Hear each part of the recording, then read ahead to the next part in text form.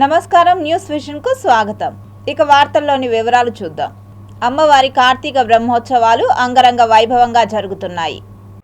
తిరుచానూరు శ్రీ పద్మావతి అమ్మవారి కార్తీక బ్రహ్మోత్సవాలలో 6వ రోజైన మంగళవారం ఉదయం అమ్మవారు సర్వభూపాల వాహనంపై కాళీయ మర్దనుడి అలంకారంలో ఊరేగుతూ భక్తులకు కనువిందు చేశారు.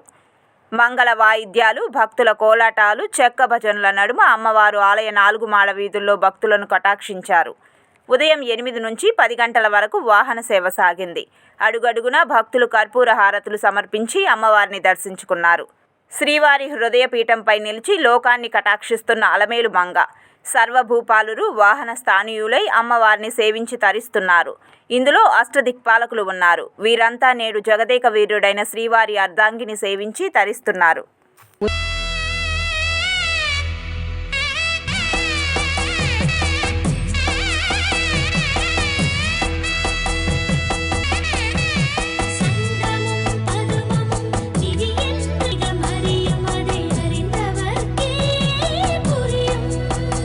ఈరోజు విశేషముగా అమ్మవారి మూలస్థానముకు సుప్రభాతం నడిచి గణపతి అర్చనాది కార్యక్రమం నిర్వర్తించి మొదటి నివేదన అయిన తర్వాత అమ్మవారు రత్న ఖచ్చిత మణిమాణిక్య కిరీటంలో కాళింగమర్దనం అవతారములో అమ్మవారు సర్వభూపాల వాహనంలో వేద్యం జరుగుతున్నది.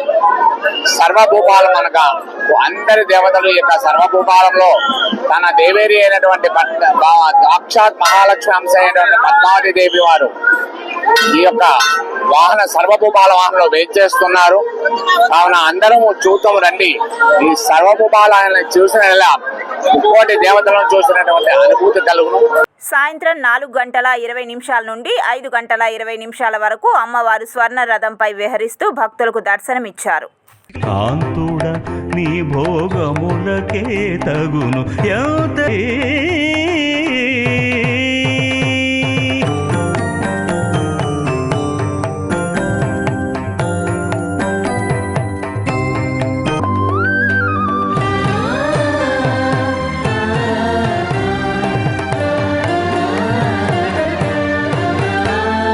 చెలిని కౌగిటి చెమటల చెలిని కౌగిటి చెమటల చేసెను చలువగనిప్పుడు జలకేళి కలిగి కాంతుడ నీ భోగములకే తగును ఎంత జాణరో ఈ కలిగి.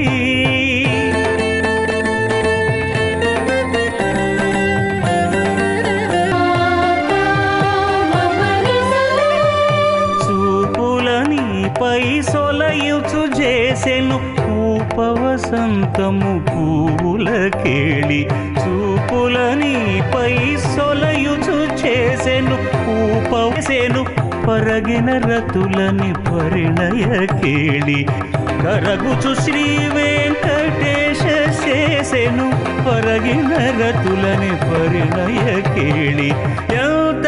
రాత్రి 7 గంటల నుండి 9 గంటల వరకు శ్రీ పద్మావతి అమ్మవారు గరుడ వాహనంపై భక్తులను కటాక్షించారు. వాహన సేవల్లో Tirumala Sri Sri Sri Peddajeeyar Swami, Sri Sri Sri Chinnajeeyar Swami, EO J Syamalarao, JEO Veerabrahmam, ఆలయ డిప్యూటీ ఈవో గోవిందరాజన్, ఆలయ అర్చకులు బాబుస్వామి, ఇతర అధికారులు, విశేష సంఖ్యలో భక్తులు పాల్గొన్నారు. తిరుచానూరు శ్రీ పద్మావతి అమ్మవారి కార్తీక బ్రహ్మోత్సవాలలో 6వ రోజైన మంగళవారం రాత్రి గరుడ సేవను పురస్కరించుకొని ఉదయం శ్రీవారి పాదాల ఊరేగింపు వైభవంగా జరిగింది. తిరుమల శ్రీవారి ఆలయం నుండి స్వామివారి స్వర్ణ పాదాలను మొదట తిరుచానూరులోని పసుపు మండపం వద్దకు తీసుకువచ్చారు. అక్కడ ప్రత్యేక పూజలు నిర్వహించిన అనంతరం మంగళ వాయిద్యాలు, భజనలు, కోలాటాల నడుమ ఊరేగింపుగా అమ్మవారి ఆలయంలోకి తీసుకెళ్లారు. అమ్మవారి గరుడ సేవ రోజున శ్రీవారి స్వర్ణ పాదాలు తీసుకురావడం ఆనవాయితీగా వస్తోంది. గరుడ సేవ రోజున తిరుమలలో స్వామివారు తనకు అత్యంత ప్రీతిపాత్రమైన గరుత్మంతునిపై విహరిస్తారు. అదే గరుడ సేవ తిరుచానూరులో అమ్మవారికి జరుగుతున్నప్పుడు శ్రీవారు తనకు గుర్తుగా పాదాలను పంపుతున్నారు. ఈ కార్యక్రమంలో జేఈఓ వీరబ్రహ్మం, ఆలయ డిప్యూటీ ఈవో గోవిందరాజన్, ఆలయ అర్చకులు శ్రీ బాబుస్వామి తదితరులు పాల్గొన్నారు. జియో ట్యాగింగ్ పై అపోహలు విడనాడి ప్రజలు తిరుపతి నగరపాలక సంస్థ సిబ్బందికి సహకరించాలని కమిషనర్ మౌర్య కోరారు. మంది నివసిస్తున్నారని తెలిస్తే రేపు ఫ్యూచర్లో ఏ గవర్నమెంట్ ప్రోగ్రామ్కైనా ఈజీ అవుతుంది. ఇది ముఖ్యంగా ఎందుకంటే మనకి శానిటేషన్ నుంచి ఇంజనీరింగ్ నుంచి టౌన్ ప్లానింగ్ వరకు ఉపయోగపడుతుంది. మనకి ఇప్పుడు హౌస్ హోల్డ్స్ ఎన్ని కుటుంబాలు ఉన్నాయనే క్లారిటీ కూడా లేదు. ఇంజనీరింగ్ ప్రకారంగా 1,11,000 ఇస్తే, రెవెన్యూ ప్రకారంగా 1,11,000 ఇస్తే ఇంజనీరింగ్ వాళ్ళు 1,50,000. మన డ్రింక్ వాటర్ గ్యాప్ అనాలిసిస్ చేసినప్పుడు 1,50,000 వచ్చారు. అలాగే టౌన్ ప్లానింగ్లో 1,20,000. అలా తేడాలు వస్తున్నాయి. కాబట్టి క్లియర్గా ఎన్ని కుటుంబాలు ఉన్నాయనేది మనకి ఇన్ఫర్మేషన్ వస్తే ఈ శానిటేషన్ కూడా door to door collection, garbage collection కానివ్వ నుంచి కమర్షియల్ ఎస్టాబ్లిష్మెంట్స్ నుంచి శానిటేషన్, అలాగే మనము tap connections, water supply and building approvals ఇవన్నీ కూడా ఈజీ అవుతాయనే ఉద్దేశంతో ఇది ఇన్సిస్ట్ చేస్తున్నాము. కానీ కొన్ని ఇళ్లలో ఇంకా అంటే అపోహకు పోయి జియో ట్యాగింగ్కి బయోమెట్రిక్ ఇవ్వకపోవడము, ఒకవేళ వాళ్ళు లేకపోయినా ఓటీపీ చెప్పినా సరిపోతుంది, సెక్రటేరియట్ స్టాఫే చేస్తున్నారు. కాబట్టి ఎవరైనా మైగ్రేట్ అయిపోయిన వాళ్ళు ఆ ఇంట్లో లేకపోయినా బట్ ఇండ్లు అయితే ఉండి తర్వాత ఇక్కడే బెనిఫిట్స్ తీసుకుంటామనే వాళ్ళు కూడా ఓటీపీ చెప్పేసి ఈ జియో ట్యాగింగ్ అనేది చేసుకోవచ్చు. ఇది ముఖ్యంగా మనకి ఏదైనా ఫ్లడ్స్ వచ్చినప్పుడు కానీ ఎనీ డిజాస్టర్ వచ్చినప్పుడు కానీ ఉపయోగపడుతుంది. కంపెన్సేషన్ ఇవ్వడానికి కానీ డ్యామేజ్ క్యాలిక్యులేషన్లో కానీ ఉపయోగపడుతుంది. అమ్మవారి బ్రహ్మోత్సవాలలో అత్యంత కీలక ఘట్టమైన పంచమి తీర్థానికి విస్తృత ఏర్పాట్లు చేస్తున్నట్లు టీటీడీ జేఈఓ వీరబ్రహ్మం పేర్కొన్నారు. తిరుచానూరు శ్రీ పద్మావతి అమ్మవారి కార్తీక బ్రహ్మోత్సవాల చివరి రోజైన డిసెంబర్ 6న పంచమి తీర్థానికి విశేషంగా భక్తులు విచ్చేసే అవకాశం ఉండటంతో విస్తృతంగా ఏర్పాట్లు చేపడుతున్నట్లు టీటీడీ జేఈఓ శ్రీ వీరబ్రహ్మం తెలిపారు. తిరుచానూరులో పంచమి తీర్థం ఏర్పాట్లను జేఈఓ మంగళవారం తనిఖీ చేశారు. ఈ సందర్భంగా పుష్కరిణిలో గేట్లు, పంచమి తీర్థ మండపాన్ని, పద్మ సరోవరంను పరిశీలించారు. భక్తులు ఇబ్బందులు పడకుండా పుష్కరిణిలోకి ప్రవేశించేందుకు, తిరిగి బయటకు వెళ్లేందుకు ఏర్పాట్లు చేయాలని అధికారులను ఆదేశించారు. పంచమి తీర్థానికి వచ్చే భక్తుల రద్దీని క్రమబద్ధీకరించేందుకు పటిష్టంగా క్యూ లైన్లు, బారికేట్లు ఏర్పాటు చేయాలన్నారు. భక్తుల కోసం అన్నప్రసాదం కౌంటర్లు, తాత్కాలిక మరుగుదొడ్లు పెద్ద సంఖ్యలో ఏర్పాటు చేయాలని సంబంధిత అధికారులను ఆదేశించారు. అంతకుముందు తిరుచానూరులోని జిల్లా పరిషత్ ఉన్నత పాఠశాల, నవజీవన్ కంటి ఆసుపత్రి, పూడి రోడ్ల వద్ద భక్తులు వేచి ఉండేందుకు ఏర్పాటు చేస్తున్న జర్మన్ షెడ్లను జేఈఓ అధికారులతో కలిసి పరిశీలించి పలు సూచనలు చేశారు.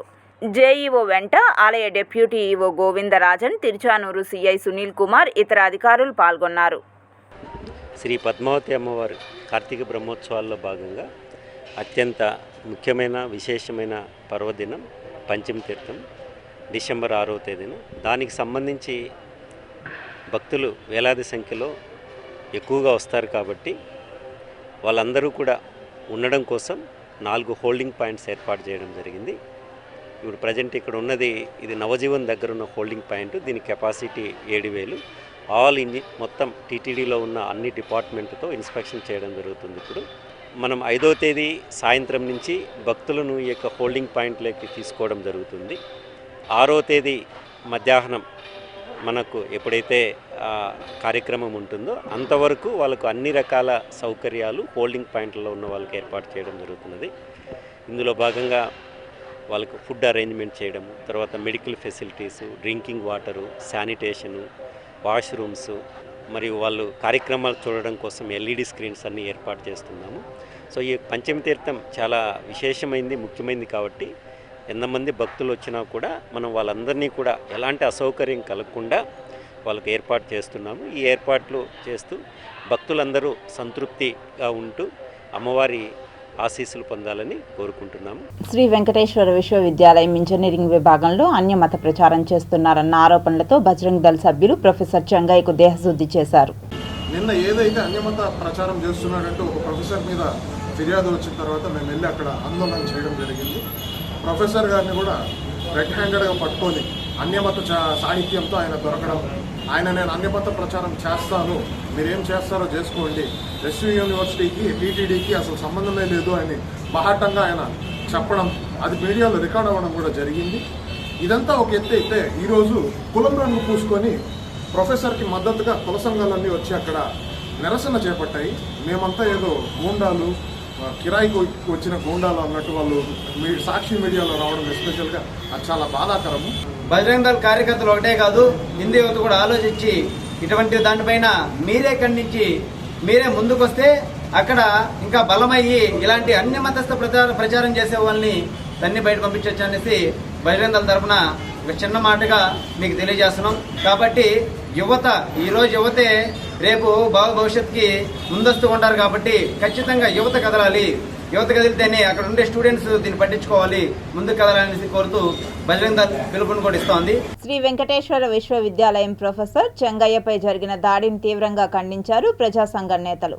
వెంకటేశ్వర స్వామి పేరు చెప్పుకొని, హిందూ మతం పేరు చెప్పుకొని, లేదంటే ఇంకేదో దేవుడి పేరు చెప్తూ, లేదంటే ఇంకేదో కారణాలు చూపుతూ ఇక్కడ మత విద్వేషాలను రెచ్చగొట్టే కార్యక్రమం అదే పనిగా ప్రయత్నం చేస్తున్నారు కొన్ని శక్తులు. వీటి పట్ల కఠినంగా వ్యవహరించేటువంటి వైఖరిని ప్రభుత్వ యంత్రాంగం తీసుకోకపోవడం అనేది సమంజసమైనటువంటిది కాదు. ముఖ్యంగా జిల్లా ఎస్పీ సుబ్బరాయుడు గారు, ఇతర పోలీసు అధికారి యంత్రాంగం ఇట్లాంటి వారి పట్ల కఠినంగా వ్యవహరించాలని చెప్పి మేము కోరుతున్నాం. రాజ్యాంగ స్ఫూర్తికి విరుద్ధంగా వ్యవహరిస్తున్నటువంటి వారి పట్ల రాష్ట్ర ప్రభుత్వం కూడా కఠినంగా వ్యవహరించాలి. ఇట్లాంటి రౌడీతనంతో వ్యక్తిగత దాడులకు పాల్పడుతున్నటువంటి వారి పట్ల కఠినంగా వ్యవహరించాలని చెప్పి రాబోయే రోజుల్లో ఇట్లాంటి ఘటనలు తిరుపతిలో జరగకుండా అవసరమైన ముందస్తు పటిష్టమైన చర్యలు తీసుకోవాలని చెప్పి సిఐటి తరఫున విజ్ఞప్తి చేస్తాం. మానవ సేవే మాధవ సేవలు డైరెక్ట్గా దేవుడే చెప్తా ఉంటే వీళ్ళు ఏమనంటే దానికి విరుద్ధంగా ఈ రౌడీ కార్యక్రమాన్ని సమాజ సేవ అన్నట్టుగా భావిస్తున్నట్టు అనిపిస్తూ ఉంది. దీని మీద ఇమీడియట్గా పోలీసు యంత్రాంగం ఆ దౌర్జన్యం వాళ్ళు చేసిన వాళ్ళ మీద కేసులు నమోదు చేయాలి. సమగ్రంగా ప్రొఫెసర్ ఎటువంటి తప్పు చేసింది అతని మీద కూడా చర్యలు తీసుకోవాలని చెప్పేసి మేము భావిస్తున్నాం. అదే పరిస్థితులు ఈ దుర్మార్గమైన దౌర్జన్యమైన కాండని వ్యతిరేకిస్తూ సభ్య సమాజం అంతా కూడా ఏకం కావాల్సిన అవసరం ఈరోజు ఉంది. తిరుపతి ప్రశాంతత మనం కాపాడుకోవాలి. తిరుపతిలో వ్యాపారాలు, విద్యాలయాలు వీటి ఇక్కడ వస్తున్న వాళ్ళకి ఒక నిశ్చలమైన వాతావరణం, ప్రశాంతమైన వాతావరణం కల్పించాల్సిన బాధ్యత ప్రతి ఒక్కరి మీద ఉందని చెప్పి విజ్ఞప్తి చేస్తున్నాను నేను. రేణిగుంట పంచాయతీలో పారదర్శకంగా వేలం నిర్వహించాలని కూటమి నేతలు కోరారు. పంచాయతీ వేలం పాటకు 15 రోజుల ముందుగానే నోటిఫికేషన్ ఇవ్వాలని, పంచాయతీ భూమిని నెలబాడుగకు ఇవ్వరాదని, షాపింగ్ కాంప్లెక్స్ నిర్వహించి తదుపరి వేలం నిర్వహించాలని ఎన్డీఏ కూటమి నేతలు పంచాయతీ కార్యదర్శి మనీకి విజ్ఞాపన పత్రాన్ని అందజేశారు. ఈ కార్యక్రమంలో మాజీ సర్పంచ్ జ్యోతి నారాయణ, మాజీ ఉప సర్పంచ్ మునీర్, వార్డు సభ్యులు ఎంజీ రాజేష్, జనసేన నేత నగరం భాస్కర్, తెదేపా మైనార్టీ నాయకులు అప్రోజ్ పాల్గొన్నారు. రేణిగుంట పట్టణంలోని సబ్ రిజిస్ట్రార్ కార్యాలయంలో రిజిస్ట్రేషన్ శాఖ అడిషనల్ ఐజీ విజయ్ భాస్కర్ సోమవారం ఆకస్మికంగా తనిఖీలు నిర్వహించారు. ఉదయం నుంచి సాయంత్రం వరకు సాగిన తనిఖీల్లో పలు రికార్డులను పరిశీలించారు. ఇటీవల సబ్ రిజిస్ట్రార్ కార్యాలయంపై ఆరోపణలు రావడంతో తనిఖీలు నిర్వహించారని, ఈ తనిఖీలు మరో 3 రోజుల పాటు కొనసాగుతాయని ఏఐజీ తెలిపారు. మండల పరిధిలో ప్రభుత్వ వివాదాస్పద భూములు రిజిస్ట్రేషన్ చేసినట్లు తమ దృష్టికి వచ్చిందన్నారు. వాటి ఆధారంగా అన్ని రికార్డులను క్షుణ్ణంగా పరిశీలిస్తున్నట్లు చెప్పారు. చిత్తూరు జిల్లాలో ఏనుగులు స్వైర విహారం చేస్తున్నాయి. వీకోట, బోయ చిన్నగనపల్లె పరిసరాల్లో పంట పొలాలపై ఏనుగులు స్వైర విహారం చేస్తున్నాయి. పలంనేరు నియోజకవర్గం వీకోట మండలం బోయ చిన్నగనపల్లె పరిసరాలలో 10 ఏనుగులు నాయకనేరి అటవీ ప్రాంతంలోని గోబీధోని కొంట అడవి నుండి బోయ చిన్నపల్లె గ్రామ సమీపంలోని పంట పొలంలోకి ప్రవేశించి పంట పొలాలను తీవ్రంగా నష్టపరిచాయి. అడవిని ఆనుకునే ఉన్న హనుమంతగౌడు, మురళి అనే రైతులకు చెందిన మామిడి చెట్లను విరిచేశాయి. అరటి, కొబ్బరి చెట్లను సైతం తొక్కి పడేశాయి. మొక్కజొన్న, క్యాలీఫ్లవర్, బొప్పాయి పంటలను సైతం తొక్కి ధ్వంసం చేశాయి. ఆదివారం తెల్లవారుజామున సుమారు 10 ఏనుగుల గుంపు పంట పొలాల్లోకి చొరబడి తోటలను తిని తొక్కి నష్టపరచడంతో రైతులు కన్నీటి పర్యంతమవుతున్నారు. గత ఏడాది కాలంగా ఏనుగుల బెడద లేదని ప్రశాంతంగా ఊపిరి పీల్చుకుంటున్న అటవీ సరిహద్దుల గ్రామాల రైతులకు కుప్పన్ రేంజ్ పరిధి నుంచి ఏనుగుల మంద తిరిగి రావడంతో రైతుల కంటి మీద కునుకు లేకుండా పోతుందని, ఏనుగుల దాడుల్లో ఒక్కొక్క రైతుకు సుమారు 2 లక్షల రూపాయల పైగా పంట నష్టం సంభవించిందని బాధిత రైతులు వాపోతున్నారు. ప్రభుత్వం రైతులను ఆదుకోవాలని, ఇకనైనా అటవీ శాఖ అధికారులు ఏనుగులు పంట పొలాల్లోకి రాకుండా కట్టుదిట్టమైన చర్యలు తీసుకోవాలని రైతులు కోరుతున్నారు. చిత్తూరు డిస్టిక్ పల్మనేరు తాలూకా వీకోట మండలం బోయ చిన్నగనపల్లి గ్రామం. ఈ అడవి పక్కలో పొలం మాది. మాడి చెట్లు, అంటి చెట్లు, కొబ్బరి చెట్లు, ఫార్మ్ కసు సుమారు 1.5 ఎకరా 2 ఎకరాలు ధ్వంసం చేసి వెళ్ళిపోయాయి. ఏనుగులు సుమారు 12-13 ఏనుగులు వచ్చాయి సార్. దీనికోసము ఇక్కడుండే పెద్దలు ప్రభుత్వానికి అందించి దాన్ని తెలియజేసి మాకేమన్నా ఒక మంచి జరగాలని, మంచి చేయాలని కోరుకుంటున్నాం సార్. సార్ మాది బోయ చిన్నగనపల్లి, హనుమంత్ గౌడు రైతు. మాది రాత్రి ఏనుగులు వచ్చి సుమారు 10 ఏనుగులు మామిడి చెట్లు, టెంకాయ చెట్లు, అంటి చెట్లు మొత్తం ధ్వంసం చేసి వెళ్ళిపోయినాయి. సుమారు 2 లక్షల రూపాయలు నష్టపరిహారం జరిగింది సార్. 10 ఏనుగుల పైగా ఉంటుంది సార్.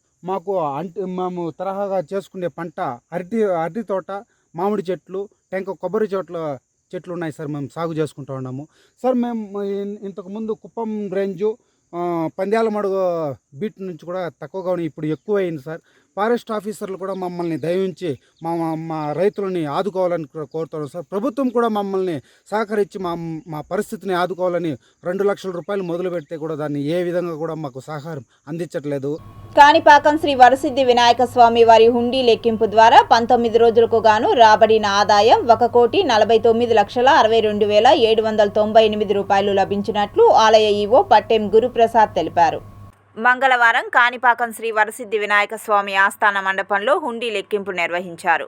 బంగారం 5 గ్రాములు, వెండి 2 కిలోల 785 గ్రాములు, గో సంరక్షణ హుండీ ద్వారా 11,708 రూపాయలు, నిత్య అన్నదానం హుండీ ద్వారా 31,751 రూపాయలు ఆదాయం వచ్చినట్లు దేవస్థానం కార్యనిర్వహణాధికారి పట్టెం గురుప్రసాద్ తెలిపారు. ఈ కార్యక్రమంలో ఏఈఓలు రవీంద్రబాబు, హరిమాధవరెడ్డి, ధనంజయ, ప్రసాద్, పర్యవేక్షకులు కోదండపాణి, శ్రీధర్ బాబు, బాలరంగస్వామి, సిఎఫ్ఓ నాగేశ్వరరావు, హుండీ ఇన్స్పెక్టర్ సుబ్రహ్మణ్య నాయుడు, దేవస్థానం సిబ్బంది, సేవకులు, యూనియన్ బ్యాంక్ కాణిపాకం శాఖ తదితరులు పాల్గొన్నారు. జ్వరం వచ్చింది. గత వారం రోజుల నుంచి ఎవరి నోట విన్నా ఇదే మాట. జ్వర పీడితులు ప్రభుత్వ ఆసుపత్రిలో చికిత్స పొందుతున్నారు. ఓవైపు చలి పంజా విసురుతుంటే మరోవైపు జ్వరాలు దడ పుట్టిస్తున్నాయి. ఇక్కడ అక్కడ అని తేడా లేకుండా ఇంటింటా జ్వరాలతో జనం సతమతమవుతున్నారు. ఇంట్లో ఒకరికి జ్వరం వస్తే చాలు అందరినీ చుట్టుముట్టేస్తోంది. డెంగ్యూ, టైఫాయిడ్, మలేరియా, చికున్ గున్యా ఇలా అన్నీ ఒకేసారి అటాక్ షురూ చేస్తున్నాయి.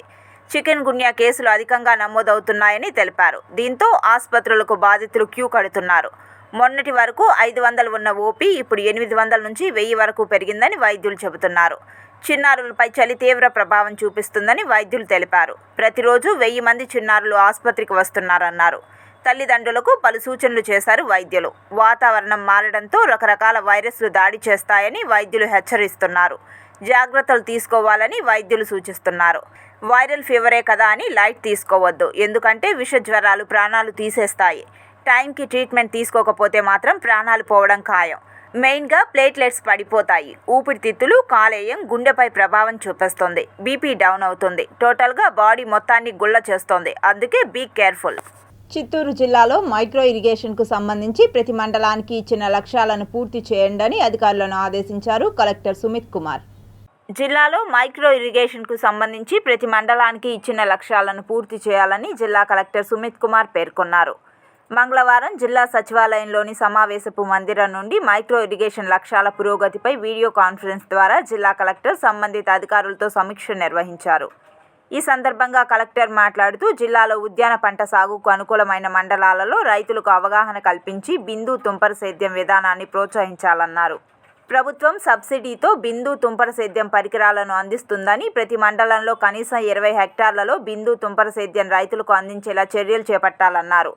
పెద్ద పంజాని, పులిచెర్ల, పూతలపట్టు, గుడిపల్లి, గంగవరం, సోమల, చౌడేపల్లి మండలాలలో కూరగాయలు, మామిడి తోటలలో బిందు తుంపర సేద్యానికి అవకాశం ఉందన్నారు. గ్రామ స్థాయిలో village agriculture assistant, horticulture assistant, sericulture అసిస్టెంట్లు రైతుల వద్దకు వెళ్లి ఉద్యాన పంటల సాగుపై అవగాహన కల్పించి స్పందనను సేకరించి సమర్పించాలన్నారు. నిర్దేశించిన లక్ష్యాలను సాధించకపోతే కఠిన చర్యలు తీసుకోవడం జరుగుతుందన్నారు. వ్యవసాయ, ఉద్యాన, పట్టు పరిశ్రమల అధికారులు రానున్న 2 వారాలు ఈ కార్యక్రమంపై ప్రత్యేక దృష్టి పెట్టి పనిచేయాలన్నారు. ఈ సమావేశంలో జిల్లా వ్యవసాయ అధికారి మురళీకృష్ణ వీడియో కాన్ఫరెన్స్ ద్వారా జిల్లా ఉద్యాన శాఖ అధికారి మధుసూదన్ రెడ్డి, జిల్లా మైక్రో ఇరిగేషన్ అధికారి బాలసుబ్రహ్మణ్యం, సంబంధిత అధికారులు పాల్గొన్నారు. టీటీడీ నిధులతో రాయలసీమ అభివృద్ధికి ప్రభుత్వం తోడ్పాటును అందించాలని రాయలసీమ పోరాట సమితి రాష్ట్ర కార్యదర్శి రవిశంకర్ రెడ్డి పేర్కొన్నారు.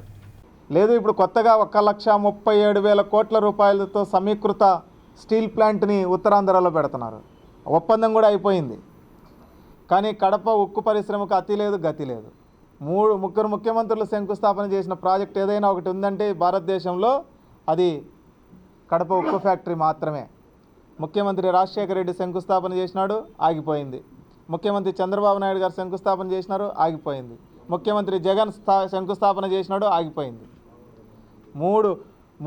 మూడు సార్లు శంకుస్థాపన చేసి 3,000 కోట్లు కూడా ఖర్చు పెట్టి 300 కోట్లు కూడా ఖర్చు పెట్టని ఏకైక పరిశ్రమ కడప ఉక్కు పరిశ్రమ. ఒకవైపు నీళ్లు లేకుండా వ్యవసాయం కూనరిల్లిపోతూ ఉంటే రెండో వైపున పరిశ్రమలు రాకుండా రాయలసీమ ప్రాంతంలో ఉండే యువత, రాయలసీమ ప్రాంతంలో ఉండే ప్రజలు ఎట్లా బతకాలా? మహాత్మా జ్యోతిరావు పూలే 134వ వర్ధంతిని పురస్కరించుకొని బీసీ విద్యార్థి సంఘం ఆధ్వర్యంలో ఆయనకు ఘన నివాళులు అర్పించారు. చాలా మంది వ్యక్తులు కాలేజీలు పెట్టుకున్నప్పుడు వాళ్ళ యొక్క పేర్ల మీద కానీ కుటుంబ సభ్యుల మీద కానీ పెట్టుకుంటారు. అలా కాకుండా భారత రాజ్యాంగ నిర్మాత డాక్టర్ బిఆర్ అంబేద్కర్ పేరు మీద తిరుపతి నగరంలో నడిబొడ్డులో డాక్టర్ అంబేద్కర్ లా కళాశాలను స్థాపించి ఎంతో మందికి ఉచితంగా కూడా, ఎందుకంటే మాకు తెలుసు, మేము ఎన్నోసార్లు రెఫర్ చేసాం సార్, వాళ్ళు పేదవాళ్ళు, వాళ్ళకు ఏం చేసుకోలేని పరిస్థితుల్లో ఉన్నారు, వాళ్ళకి ఆశ లా చదవాలని. అంతర్జాతీయ దివ్యాంగుల దినోత్సవంను పురస్కరించుకొని తిరుపతిలో పలు సేవా కార్యక్రమాలు, సత్కారాలు నిర్వహించారు. అంతర్జాతీయ దివ్యాంగుల దినోత్సవం సందర్భంగా టీటీడీలో మొట్టమొదటిసారిగా ఈ కార్యక్రమాన్ని నిర్వహించడం జరిగింది. ఈ కార్యక్రమానికి సహకరించినటువంటి టీటీడీ చైర్మన్ గారికి, ఈఓ గారికి, అడిషనల్ ఈఓ గారికి, 2 జేఈఓలకు, అదేవిధంగా సివిఎండ్ఎస్ఓ గారికి, ముఖ్యంగా మన వెల్ఫేర్ ఆఫీసర్ గారికి, వాళ్ళ మిత్ర బృందానికి అందరికీ టీటీడీ దివ్యాంగుల ఉద్యోగుల తరపున ధన్యవాదాలు తెలియజేస్తున్నాము. టీటీడీలో దివ్యాంగుల ఉద్యోగుల సంక్షేమం రీత్యా ఈరోజు దివ్యాంగుల దినోత్సవాన్ని అంగరంగ వైభవంగా చేపట్టడం జరిగింది. దేశంలోనే కనీవిని రీతిలో దివ్యాంగుల కోసం తిరుమల తిరుపతి దేవస్థానం ఒక సంవత్సరంలో ఉన్న సమస్యలను, ఆ సమస్యలన్నీ కూడా పరిష్కరించి ఈ యొక్క దివ్యాంగుల దినం రోజు దాన్ని చెప్పుకోవడం జరుగుతుంది. నెక్స్ట్ ఇంకేదైనా సమస్యలు ఉంటే కూడా అవి నెక్స్ట్ ఇయర్కి కంప్లీట్ చేసి వాళ్ళకి అండగా ఉంటామని వివిధ సంఘ నాయకులు అందరూ కూడా, తిరుమల తిరుపతి దేవస్థానం ఉద్యోగస్తుల నాయకులందరూ కూడా దివ్యాంగులకు, వికలాంగులకు ముంజంజి ఉంటారనేది కూడా ఈ సందర్భంగా తెలియజేస్తున్నాం. ఏదో ఒక రూపంలో పిల్లోల్ని ఉత్సాహపరచాలనే ఉద్దేశంతో ఒక చిన్న గిఫ్ట్ని ఇవ్వడం అంటూ జరుగుతూ ఉంది. అదేవిధంగా ఈసారి కూడా వాళ్ళ యొక్క చారిటబుల్ ట్రస్ట్ ద్వారా ప్రతి ఒక్క స్టూడెంట్కి ఒక హాట్ బాక్స్ని ఇస్తున్నారు. అందుకు మండల విద్యాశాఖ తరపున ఊయి చారిటబుల్ ట్రస్ట్ యాజమాన్యానికి ప్రత్యేక ధన్యవాదాలు తెలుపుకుంటున్నాను. భవిత సెంటర్ మామూలు పిల్లల్ని పెంచడం అనేది ఎంత కష్టమో ఈ సమాజంలో ఫస్ట్ పేరెంట్స్ అనేవాళ్ళు ఇప్పుడు ప్రస్తుతము మామూలు పిల్లలకే కష్టంగా భావిస్తున్నారు బిడ్డల్ని పెంచడం అన్నది. అంటే పేరెంటింగ్ అనేది ఇప్పుడు నేర్చుకోవాల్సిన అవసరం ఉంది ప్రస్తుత సమాజంలో. అలాంటిది ఇప్పుడు ఇలాంటి పిల్లల్ని పెంచడము అనేది ప్రత్యేక ప్రతిభావంతుల పిల్లల్ని పెంచడం అన్నది ఖచ్చితంగా ప్రత్యేకమైన ట్రైనింగ్ అన్నది ఖచ్చితంగా తల్లిదండ్రులు తీసుకోవాల్సిన అవసరం ఉంది. ఈ భవిత సెంటర్లో అలాంటి ట్రైనింగ్ని ఇక్కడ మన ఎంజిఎం స్కూల్లో తిరుపతిలో ఉండే భవిత సెంటర్లో ఇస్తున్నారు. బంగ్లాదేశ్లోని సొనాలి మార్కెట్లో ఉన్న ఇస్కాన్ ఆలయాన్ని 24 గంటల్లో మూసివేయాలని అల్టిమేటం జారీ చేశారు. జమాత్ కార్యకర్తలు ఇస్కాన్ను బెదిరించడం కాదు, ఇస్కాన్ ఆలయం పెడుతున్న బోర్డు కూడా తీసి తమ సంస్థ పేరు ఉన్న బోర్డును పెట్టుకున్నారు. బంగ్లాదేశ్లో షేక్ హసీనా ప్రభుత్వాన్ని పడగొట్టిన తర్వాత హిందువులపై హింస పెరిగింది. హిందువుల హక్కుల కోసం ఇస్కాన్ నేత చిన్మోయి కృష్ణదాస్ తన గళాన్ని వినిపిస్తున్నారు. అక్టోబర్ చివరి వారంలో జరిగిన ర్యాలీలో బంగ్లాదేశ్ జాతీయ జెండాను అవమానించారనే ఆరోపణలున్నాయి. నవంబర్ 25న చిన్మోయి కృష్ణదాస్ను దేశద్రోహం ఆరోపణలపై విమానాశ్రయం నుంచి అరెస్టు చేశారు. దీంతో ఆయన మద్దతుదారులు, హిందూ సంఘాల ప్రజలు ఆగ్రహం వ్యక్తం చేశారు. బంగ్లాదేశ్ కోర్టు చిన్మయ్ దాస్కు బెయిల్ మంజూరు చేయడానికి నిరాకరించింది. దాని తర్వాత హిందువులు, ఆయన మద్దతుదారులు నిరసన వ్యక్తం చేస్తుండగా పోలీసులు వారిపై దాడులు చేసినట్లు తెలుస్తోంది. దీంతో కోర్టు ఆవరణ సమీపంలో హింసాత్మక నిరసనలు చెలరేగాయి. ఆ హింసలో చిన్మోయి కృష్ణదాస్ తరపున వాదిస్తున్న ప్రభుత్వ న్యాయవాది మరణించారు. ఇస్కాన్కు బంగ్లాదేశ్ వ్యాప్తంగా మొత్తం 65 దేవాలయాలు ఉన్నాయి. 50,000కు పైగా అనుచరులు ఉన్నారు. ఢాకాలో 13 ఇస్కాన్ దేవాలయాలు ఉండగా చిట్టగాంగ్లో 14, సిల్హెట్లో 9, కుల్నాలో 8, రంగ్పూర్లో 7 ఇస్కాన్ ఆలయాలు ఉన్నాయి. ఒకవైపు ఇస్కాన్ ఆలయాన్ని మూసేస్తామని జమాత్ కార్యకర్తలు హెచ్చరిస్తూనే ఉన్నారు. మరోవైపు ఇస్కాన్పై నిషేధం విధించాలంటూ దాఖలైన పిటిషన్పై గురువారం హైకోర్టులో విచారణ జరగనుంది. జమాత్ ఒత్తిడికి తలవంచి నిస్సహాయంగా మారిన బంగ్లాదేశ్ యూనస్ ప్రభుత్వం ఇప్పటికే ఇస్కాన్ను ఛాందస్వాద సంస్థగా ప్రకటించింది. ఇప్పుడు ఈ నిరాధార ఆరోపణలపై బంగ్లాదేశ్ కోర్టు ఎలాంటి నిర్ణయం తీసుకుంటుందో చూడాలి. విడాకుల స్టోరీ మనుషుల్లోనే కాదు, పక్షుల్లో కూడా ఉంటుందట. ఆస్ట్రేలియాకు చెందిన పరిశోధకులు ఆసక్తికర వివరాలను వెల్లడించారు. మనుషుల్లానే అనేక పక్షులు సైతం చాలా కాలం ఒకే సహచర్యతో జీవిస్తాయని, కొన్ని సందర్భాల్లో మనుషుల్లానే విడిపోతాయని అంటున్నారు ఆస్ట్రేలియాకు చెందిన పరిశోధకులు. మాక్వారీ విశ్వవిద్యాలయానికి చెందిన పరిశోధకులు సీషెల్స్ ద్వీపాల్లో కనిపించే సీషెల్స్ వార్బ్లర్ అనే పక్షులపై అధ్యయనం జరిపారు. ప్రతికూల వాతావరణ పరిస్థితులు ఏర్పడినప్పుడు ఈ పక్షులు ఎక్కువగా విడిపోతున్నట్లు వీరు గుర్తించారు. ఈ పక్షులు 15 ఏళ్ల పాటు కలిసి ఉంటాయని, అయితే ఏటా 1 నుంచి 16% వరకు తమ బంధాన్ని తెంచుకుంటున్నాయని పరిశోధకులు తెలిపారు. సంతానోత్పత్తి సమయంలోనూ వర్షాలు ఎక్కువగా ఉన్నప్పుడు లేదా ఎండలు ఎక్కువగా ఉన్నప్పుడు ఈ పక్షులు ఎక్కువగా విడిపోతున్నట్లు గుర్తించామని చెప్పారు. కాబట్టి వాతావరణ మార్పుల ప్రభావం పక్షుల సంతానోత్పత్తి పైన పడుతుందని తెలిపారు. ఈ వార్తలు ఇంతటితో సమాప్తం. సమగ్ర సమాచారంతో న్యూస్ విజన్లో మళ్ళీ కలుద్దాం. అంతవరకు సెలవు. నమస్కారం.